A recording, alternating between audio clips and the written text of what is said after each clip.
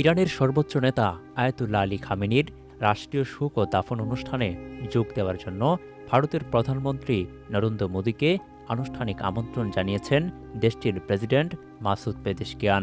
তবে অনুষ্ঠানে ভারতের পক্ষ থেকে কে প্রতিনিধিত্ব করবেন সে বিষয়ে এখনও কোনো আনুষ্ঠানিক ঘোষণা আসেনি।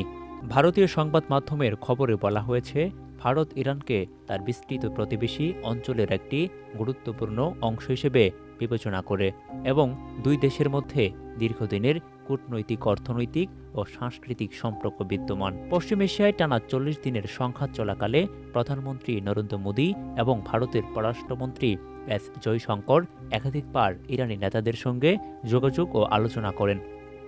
সংঘাত পরবর্তী পরিস্থিতি মোকাবেলা এবং আঞ্চলিক স্থিতিশীলতা নিয়ে উভয় দেশের মধ্যে কূটনৈতিক তৎপরতাও বৃদ্ধি পায়। যুদ্ধবিরতির নাজুক পরিস্থিতির মধ্যেই ইরানের পররাষ্ট্রমন্ত্রী আব্বাস আরাকচি বিক্রস পররাষ্ট্রমন্ত্রীদের বৈঠকে অংশ নিয়ে নয়াদিল্লি সফর করেন।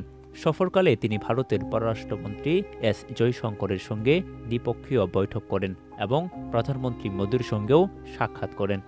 এর আগে ফেব্রুয়ারিতে যুক্তরাষ্ট্র ও ইসরায়েলের বিমান হামলায় আয়াতুল্লাহ আলী খামেনি নিহত হওয়ার পর ভারত সরকারের পক্ষ থেকে শোক প্রকাশ করা হয়।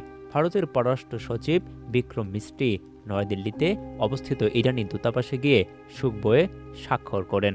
বিশ্লেষকদের মতে, খামেনির রাষ্ট্রীয় শোকানুষ্ঠানে ভারতের সম্ভাব্য অংশগ্রহণ দুই দেশের কৌশলগত সম্পর্কের গুরুত্ব এবং পশ্চিম এশিয়ার পরিবর্তিত ভূ রাজনৈতিক বাস্তবতায় নয়াদিল্লির অবস্থানকেও আরও স্পষ্ট করবে।